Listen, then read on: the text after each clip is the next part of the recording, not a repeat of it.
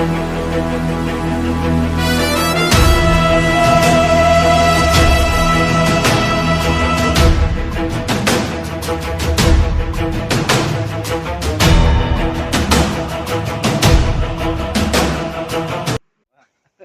Friends, நாங்கள் சென்னையிலேருந்து கொல்லிமலை வந்திருக்கோம்.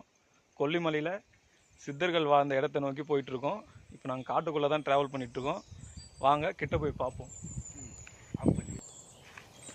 இவர் தான் எங்களை வந்து அங்கே கூப்பிட்டு போகிறாரு. இவர் தான் இந்த வில்லேஜில் இருக்கார். அந்த இடம் தெரியும் இவருக்கு. இவர் கூட தான் இப்போ ட்ராவல் பண்ண போகிறோம். வாங்க உள்ளே போய் பார்ப்போம்.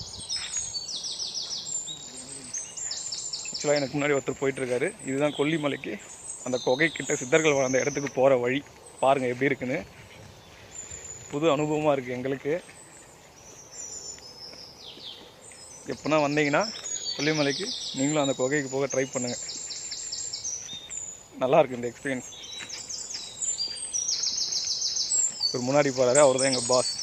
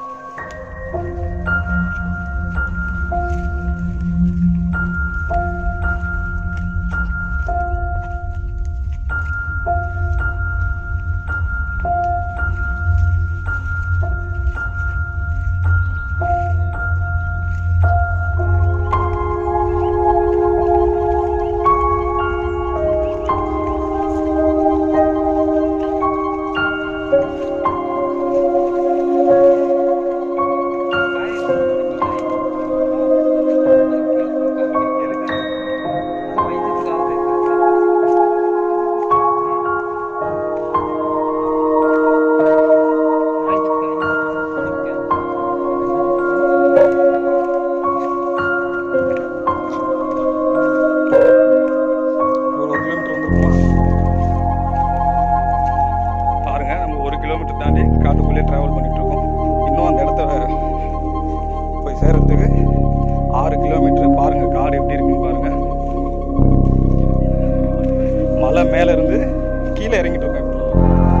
அந்த குகை, அதாவது சித்தர்கள் வாழ்ந்து அந்த குகைக்கு நம்ம போயிட்டுருக்கோம். பெரிய பெரிய விஷயம். இந்த குன்றுகள்லாம் தாண்டி போகணும்.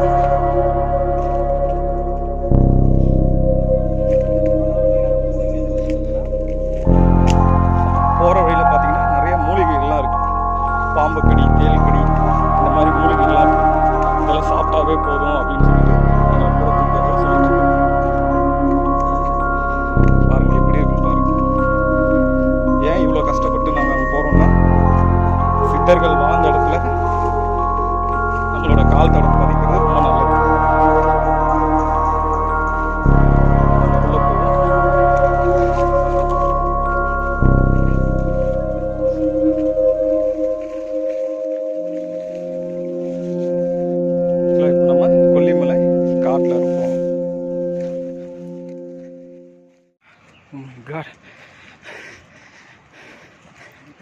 இது 2.5 கிலோமீட்டரு கீழே இறங்கி வந்திருக்கோம். இன்னும் அந்த இடத்த நோக்கி நாங்கள் போகல. ஆனால் ஒரு ஃபால்ஸு சத்தம் மட்டும் கேட்குதுங்களா?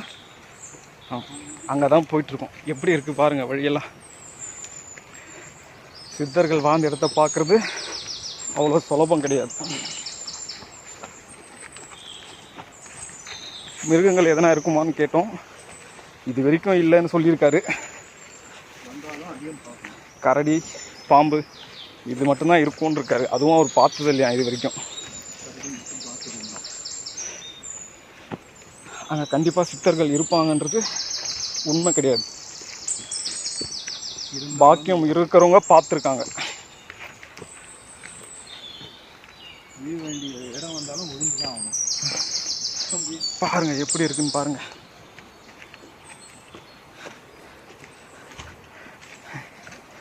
ஆக்சுவலாக எங்களை கூப்பிட்டு போகிற ஒரு வழிகாட்டில் எங்கள் சார் தான் வழிகாட்டி கூப்பிட்டு போயிட்டுருக்காரு.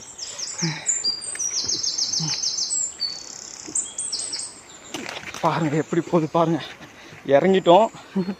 இருக்கிறதுலே ஏறது தான் கஷ்டம்னு நினைக்கிறேன். ஐ திங்க்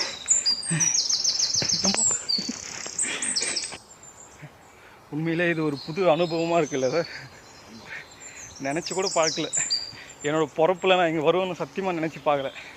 அவ்வளோ அழகாக இருக்குது, அவ்வளோ குளிர்ச்சியாக இருக்குது. ஆனால் ஃபாரஸ்ட்டுக்கிட்ட மாட்டினா தான் தெரியும் என்ன ஆகுன்றது. அது எங்களை கூப்பிட்டாரான்னு அதை பின்னாடி இருக்கிற பாருங்கள். நான் உங்கள் பேர் சொல்லுங்கண்ணா. என் பேர் ரவிச்சந்திரன். அண்ணன் பேர் ரவிச்சந்திரன்.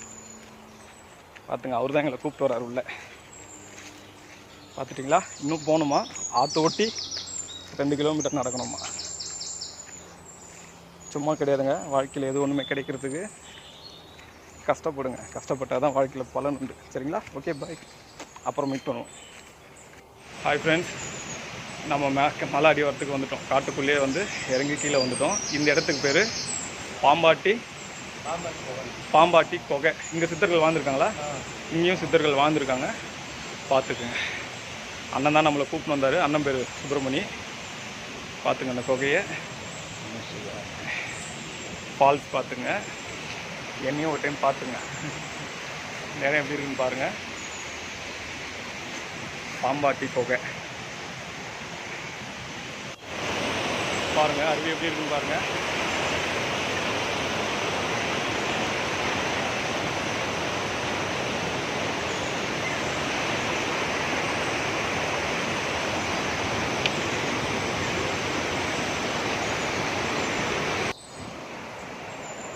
நதி பாருங்கள். கண்ணுக்கு தெரியுதா?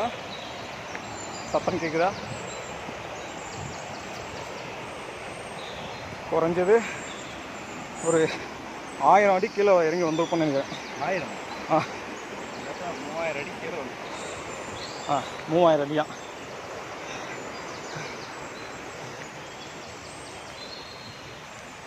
ஒரு இடத்துல தான் ரொம்ப கஷ்டமாக போச்சு.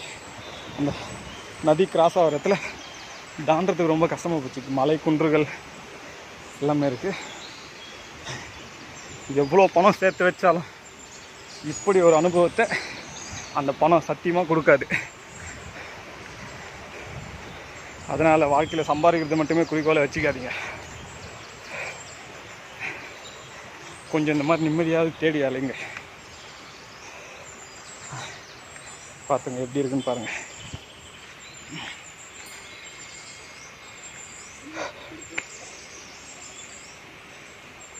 இதுதான் எங்கள் பாஸ். நம்ம எங்கே போயிட்டுருக்கோம்? கொல்லிமலை சித்தர்கள் வாழும் இடத்துக்கு போயிட்டுருக்கோம். வர வழியில் பார்த்தேன் இல்லையா, அது வந்து பாம்பர் சித்தர் குகை. கொனைங்காய் இது பாருங்க மேலே இருக்கு. கொனைங்காயா? கொனைங்கி. இது எதுக்கு யூஸ் ஆகுது? மைக்கெல்லாம் என்ன பண்ணுறாங்கன்னு தெரியல. பேர் காய் நிறைய.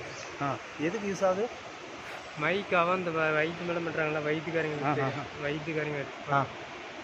காய் நானே பொறுத்து கொடுத்துருவேன். காய் 100 ரூபான்னு எடுத்துருக்குறேன். வாவ், போகலாம். போகலாம். நம்ம அடுத்து மீட் பண்ண உள்ளே போயிட்டு கேமரா வச்சுட்டு நடக்க முடியல. கேமரா வச்சுட்டு உள்ளே போ. வாங்க சார், நெக்ஸ்ட் டைம் பெரிய கேமரா எடுத்துகிட்டு வருவோம்.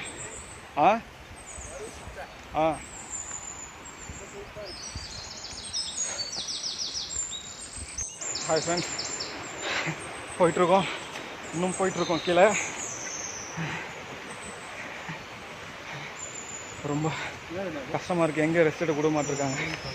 ஏன்னா போயிட்டு வந்தால் ஒரு பொழுது ஆகிடுமா ரிட்டன் வரதுக்கு. இருட்டாயிடுச்சுன்னா திரும்ப ரிட்டன் பண்ண முடியாது அப்படின்னு சொல்லிட்டு நம்மளை கூப்பிட்டு வந்துட சொல்லிட்டு இருக்காரு. ஏதோ ஒரு மூலிகையை காட்டுறாரு பாருங்கள்.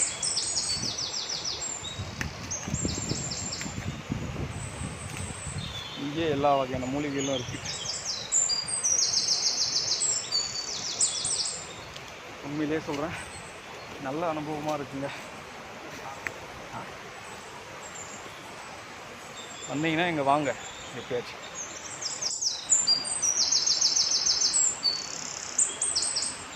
ஏதோ ஒரு மூலிகையை பறிக்க போகிறாராம்.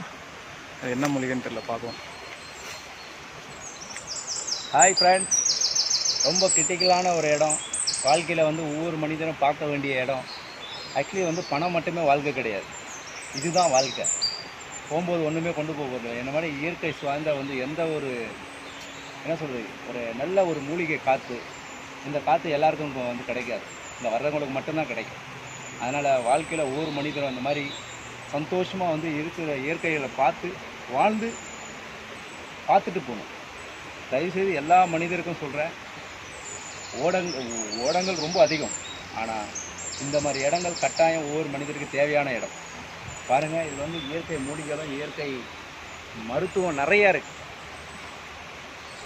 அந்த மூலிகை தான் அவர் இப்போ பறிச்சுட்டு வந்திருக்காரு. அது என்ன மூலிகைன்னு தெரியல. குறைஞ்சது இது பார்த்தீங்கன்னா ஒரு மலை தொடர்ச்சி. இந்த கொல்லிமலை மேலே வந்து 24 கிராமங்கள் இருக்குது. இந்த 24 கிராமங்கள்லேயும் மலைவாழ் மக்களும் தமிழக மக்களும் இருக்காங்க. ஆக்சுவலாக கொல்லிமலை வந்து ஒரு தமிழ்நாடு பார்த்துங்க. இதுக்கு மேலே 24 கிராமம் இருக்குது. இந்த மாதிரி இடத்துல தான் அந்த 24 கிராமம் வந்துட்டு. இதை பிடிமா தம்பி? இது எதில் செய்வாங்க? இதுலையா? கறிக்கு மை, கண்ணுக்கு செய்கிற மை. ஓ, இது கையில் வச்சிருக்க மூலிகை என்னன்னு பார்த்தீங்கன்னா, நம்ம கண்ணுக்கு யூஸ் பண்ணுவோம் இல்லையா, மை, செடி, அந்த மை தான் இது. செடி மண்ணு வச்சு பார்த்துங்க. போகிற வழியில் ஞாபகம் பண்ணுற மாதிரி கொஞ்சம் பிடிங்க. கீழே போவோம். கீழே போயிட்டு அங்கே ரெஸ்ட் எடுத்துருக்கோம். பாருங்கள், அந்த உச்சிலேருந்து தான் இப்போ கீழே இறங்கி கீழே வந்து நம்ம இருக்கோம். பாருங்கள், நதி ஓடிட்டுருக்கு. அது இல்லாமல் இங்கே பார்த்தீங்கன்னா வழித்தடங்கள்லாம் போட்டிருக்கு. அந்த குகைக்கு போகிறதுக்கான வழித்தடங்கள்லாம் போட்டிருக்கு. பாருங்கள், அந்த மலை உச்சியிலேருந்து தான் நம்ம கீழே இறங்கி வந்திருக்கோம். இப்போ ஆக்சுவலாக இது பேர் பொம்பரைக்காய்ங்களாம். விளையாட்டுக்கு யூஸ் ஆகுமா. இதெல்லாம் நம்ம முளைக்கு போட்டால் முளைக்கும் இல்லையா?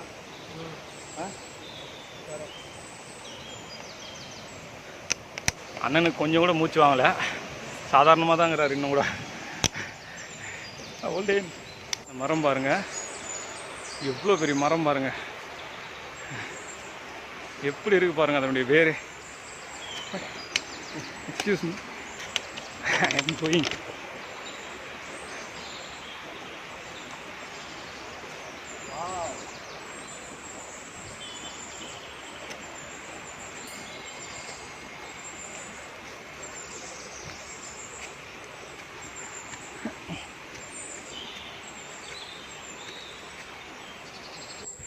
பாருங்கள், எவ்வளோ கஷ்டமான பகுதி பாருங்கள்.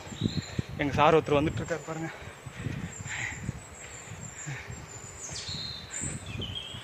ரொம்ப கஷ்டமாக இருக்குது.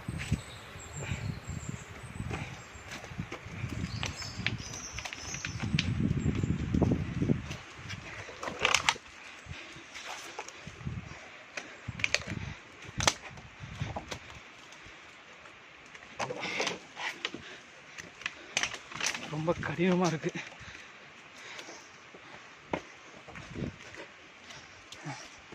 கிட்ட நெருங்கிட்டுமா நம்மளை கூப்பிட்டு போகிற அந்த அண்ணன் சொல்லியிருக்காரு, இன்னும் ஒரு 1/2 கிலோமீட்டர் தான் இருக்கும்ன்ட்ருக்காரு.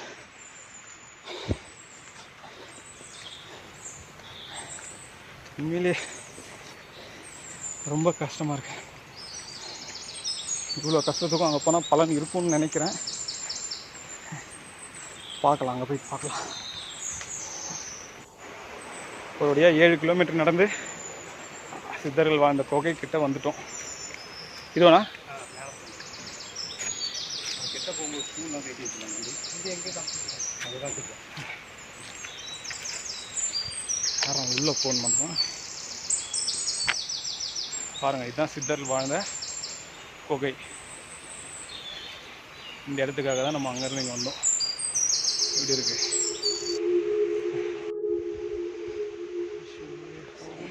பெருமானே,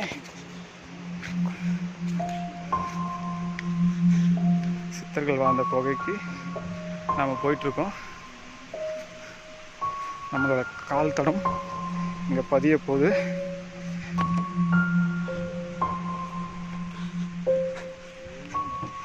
நமக்கு உண்டான கஷ்டம் நஷ்டங்கள் அனைத்தும் நீங்கும் என்றே ஒரு நம்பிக்கை. பாருங்க, ஆல்ரெடி இங்கே குடமெல்லாம் இருக்குது.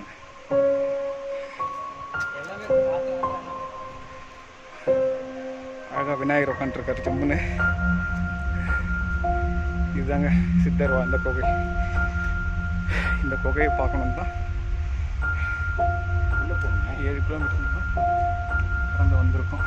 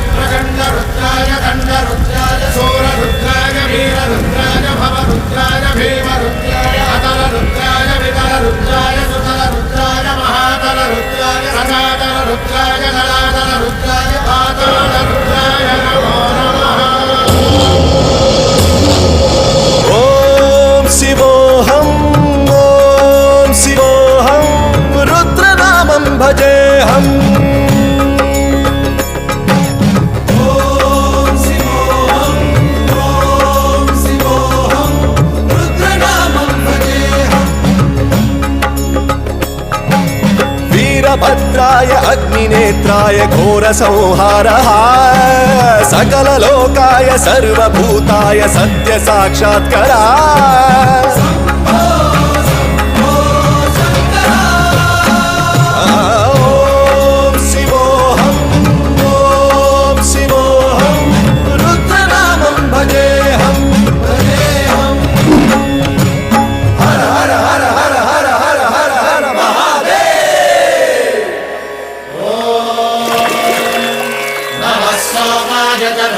பகவானே எம்பெருமானே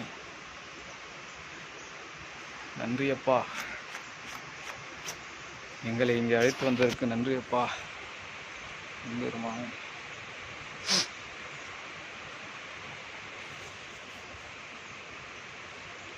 ஒரு வழியாக நம்ம வந்துட்டோங்க. பாருங்கள், உண்மையிலே ஒரு நல்ல வாசமாக இருக்குது அந்த இடம், அருமையாக இருக்குது. Thanks to God and thanks to அந்த அண்ணன். ஹாய் ஃப்ரெண்ட்ஸ், ஒரு வழியாக கீழே போய் சித்த குகையை பார்த்துட்டு மேலே ஏறியாச்சு. தயவுசெய்து சொல்கிறேன், கனமாக இருக்கிறவங்க முடியாதவங்கலாம் போகாதீங்கன்னு சொல்ல. போயிட்டு ரெஸ்ட் எடுத்துட்டு பொறுமையாக வா. ஆமாம், முடியல பாருங்கள், எப்படி வேர்த்துருக்கு பாருங்கள், முடியல. ஓகே, முடிவடைகிறது. பாய். தேங்க்யூ. அது அந்த அண்ணனை பாருங்கள், சிங்கக்குட்டி மாதிரி இருக்கா. பாய் சொல்லுங்க. அவர் ஹாய் சொல்லிண்ணா. பாய். ஓகே.